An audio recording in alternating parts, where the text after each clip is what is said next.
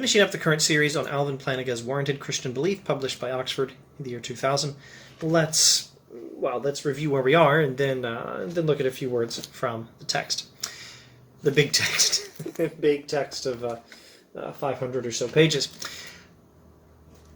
Plantinga has since the 60s, in God and Other Minds, been comparing belief in God to common sense beliefs, to argue that they are on a par, epistemically speaking, to argue that they seem to be in the same boat, epistemically speaking, at least with respect to some things and therefore probably with respect to other things. They seem to be rationally warranted without evidence, or just warranted without evidence. Now, it's been a long time coming. It took Plantinga a long time to get to this point.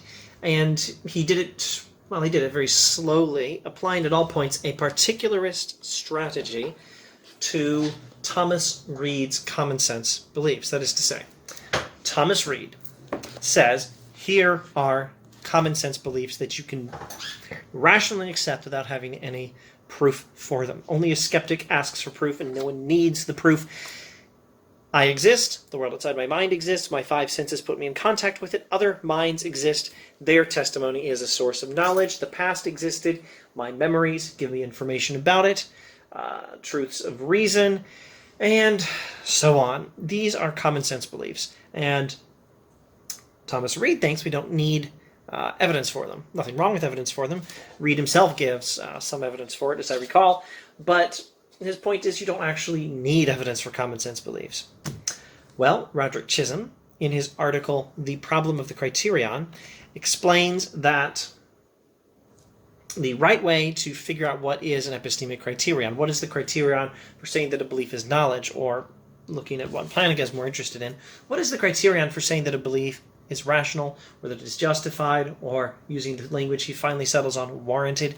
What is the criterion for finding that a belief is warranted? Chisholm's strategy is find beliefs that are, and then reason inductively from a study of them. See what they have in common, see how we believe them, see why we believe them, and use that information to figure out what is a criterion for what makes a belief warranted.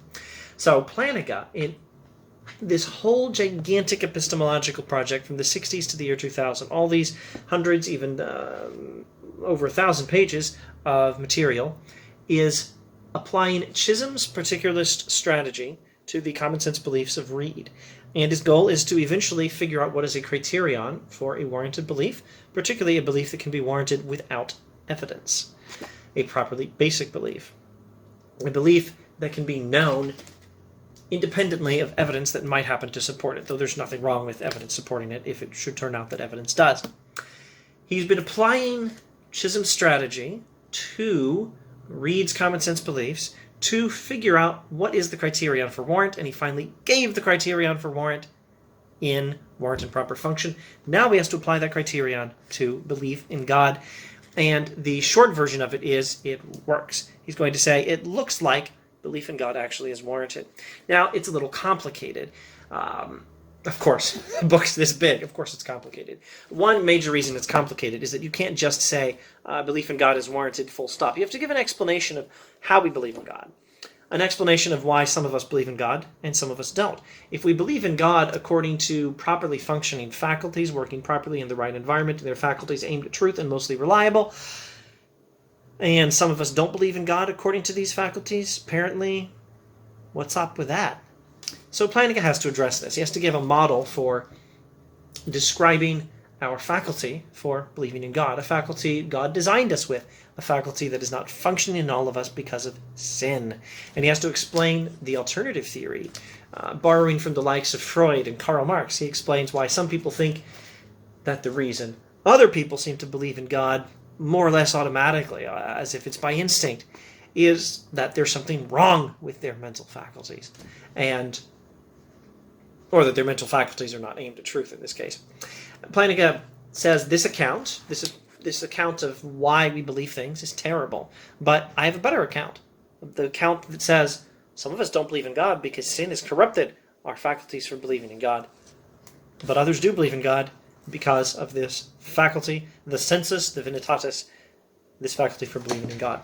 Okay, so He has applied his particular strategy. He's figured out a criterion for warrant. Now he's going to apply it to belief in God to say, turns out belief in God appears to be warranted if true. That's an important clarification.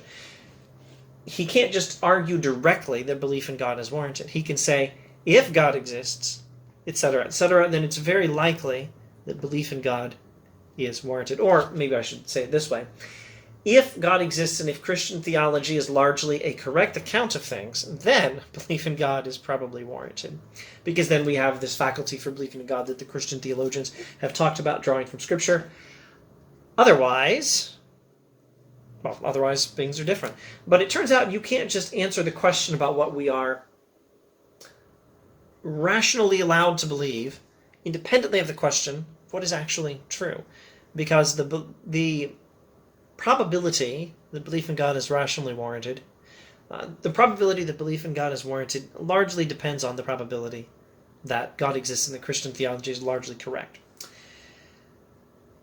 Let's look at a few key passages from, I think, chapter 6 will do.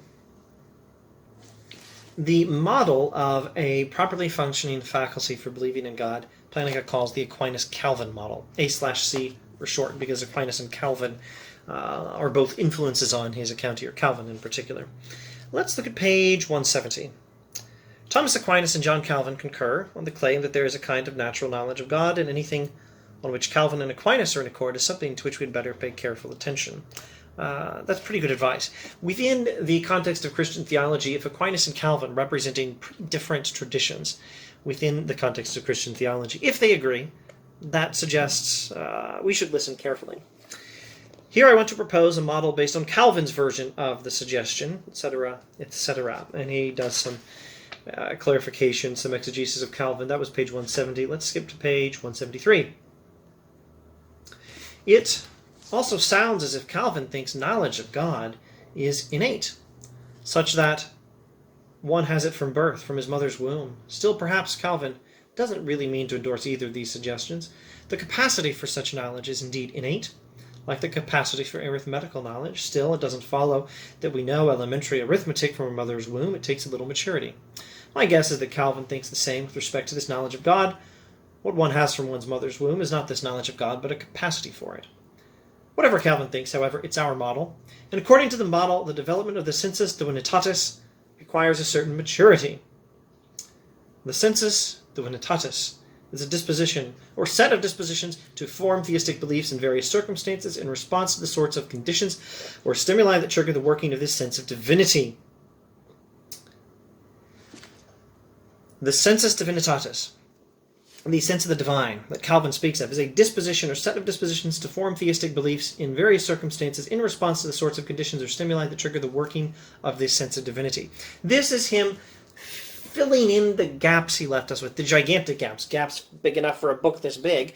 He left us back into the Reformed Epistemology stage of his career, when Plantinga would say, well, belief in God could be properly basic as far as I can tell, because you people who object to the idea that belief in God can be rational without evidence are basing your objection on a really lousy criterion for what makes a belief properly basic, what makes a belief properly believed independently of evidence. And, back in the Reformed Epistemology stage, Plantinga would further say, the idea that belief in God might be properly basic and that your criterion, the classical foundationalist criterion for proper basicality, is a bad criterion, that doesn't mean I've abandoned all concepts of criteria for a properly basic belief. Of course there's a criterion. I just haven't told you what it is yet. I don't have to, in order to say some beliefs are properly basic and some are not, and your criterion for proper basicality in the English vernacular kind of sucks. Bad theory. And, moreover, back in Reformed Epistemology stage, 1980s articles, Plantinga would say, here's a clue to a criterion.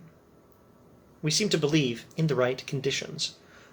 Oh, and he would also say, let's use Chisholm's strategy to figure out what is the criterion. Let's look at properly basic beliefs and figure out how they're warranted. Well, he did that in Warrant and Proper Function, giving us the proper function criterion for warrant from pages 46 and 47 of that book. And now he's applying the criterion for belief in God, in that this here, page 173, is his description or part of his description, of the faculties, the proper functioning of which gives us knowledge that God exists. The sensus divinitatis is a disposition or set of dispositions to form theistic belief in various circumstances, theistic beliefs in various circumstances in response to the sort of conditions or stimuli that trigger the working of this sense of divinity. Page 174, drawing from Calvin, illustrating religious beliefs that are formed in the right circumstances and associated with awe, with guilt, with gratitude. In the right circumstances, we automatically believe that we need to give thanks to God. We automatically believe that God is awesome. The God who created this spectacular universe must be a super awesome God. We form this belief in the right sort of circumstances. We form the belief in the right sort of circumstances that we owe gratitude to some sort of higher power. This is the proper functioning, or that we are guilty. We, for our misdeeds, are guilty and responsible to some higher moral authority. We form this belief in response to the right circumstances. That's the sense of the divine, sensus divinitatis. That's our belief. That's our faculty for knowing God working. Page 175. According to the Aquinas-Calvin model, this natural knowledge of God is not arrived at by inference or argument, but in a much more immediate way. The deliverances of the sensus divinitatis are not quick and sotto voce inferences from the circumstances that trigger its operation, etc. Actually, let's not skip over that. It isn't that one beholds the night sky, notes that it is grand, and concludes that there must be such a person as God. An argument like that would be ridiculously weak. It isn't that one notes some feature of the Australian outback, that it is ancient and brooding, for example, and draws the conclusion that God exists. It is rather that upon the perception of the night sky, or the mountain vista, or the tiny flower, these beliefs just arise within us. They are occasioned by the circumstances. They're not conclusions from them. Now, skipping a bit, in this regard, the sensus divinitatis reveals perception, memory, and a priori belief. In other words, it resembles very closely those beliefs we all seem to agree, or all should agree, are properly basic. The common sense beliefs listed by Thomas Reid. Skipping a bit, let me just comment on page 186 and following. Here he argues that in answer to the question, is belief in God warranted in this way? We have to give an answer that references the truth of things. We can't just talk about whether belief in God is warranted independently of the question whether the belief is also correct. If the belief is false, if there is no God, etc., then the belief is probably not warranted. Then this thing that he's described as a sensus divinitatis is some other sort of faculty, or some other cognitive process that produces beliefs in us which is not functioning properly, or at any rate not aimed at truth. But if true, probably so. If the belief is true, probably it is also warranted. And so, page 190 and following, let's look at 190. And here we see the ontological or metaphysical or ultimately religious roots of the question as to the rationality or warrant or lack thereof for belief in God. What you properly take to be rational, at least in the sense of warranted, depends on what sort of metaphysical and religious stance you adopt. Whether belief in God is rational or warranted depends largely on metaphysical questions, ontological questions. Does God exist? If so, then this process by which we believe in God probably actually was created by God. That seems the most likely explanation. Alternatively, if there is no God, then this belief is probably not warranted, because this process is probably not a belief a process that aims at truth and is reliable and is functioning properly in the right sort of environment. In other words, it doesn't meet the criterion for proper basicality. Page 191. This dependence of the question of warrant or rationality on the truth or falsehood of theism leads to a very interesting conclusion. If the warrant enjoyed by belief in God is related in this way to the truth of that belief, then the question whether theistic belief has warrant is not, after all, independent of the question whether theistic belief is true. The question about what we may properly and reasonably and rationally believe is not independent of the question of what is true. particularly with respect to belief in God. And I think I will just stop there. I hope that this extremely brief introduction to some aspects of this big, complex, rich, subtle book, as well as this attempt to place it within the context of Plantinga's overall project with reference to not only earlier books in the Warrant Trilogy, but also Reformed Epistemology in the 1980s, and also all the way back to God and Other Minds in the 1960s, and this attempt to place it in context of Plantinga's epistemological influences, Thomas Reid and Roderick Chisholm. Chisholm for the method for figuring out a criterion and then applying it to a question as to whether a particular belief meets that criterion, satisfies that criterion, and using Thomas Reid's common sense beliefs, Thomas Reid's list of common sense beliefs as his set of beliefs from which to derive that criterion using the Chisholm strategy. I hope that this attempt to place this book in context of all these other matters has been helpful to some of you. Let me see if I can force myself to shut up after maybe a one-sentence summary. Sorry, the lighting in this video is terrible, isn't it? I'm still trying to figure out what's the best arrangement of natural lighting from windows, overhead lights, and even computer screen background. One-sentence summary. This book is the culmination of Plantinga's multi-decade, over 1,000 pages epistemological project.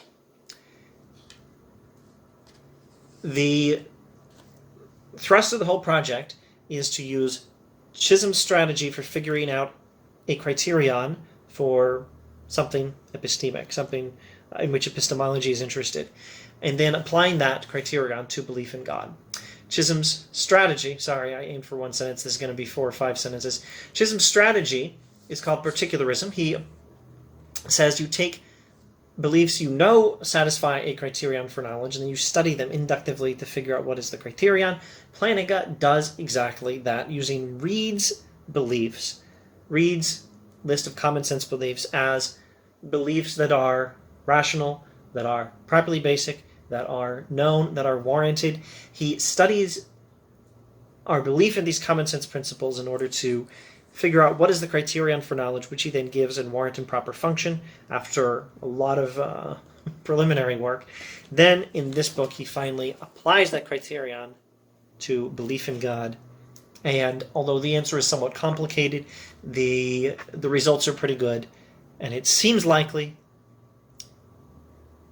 with all these qualifications I've given, it seems likely that belief in God is properly basic, it is warranted, it does meet that criterion for knowledge.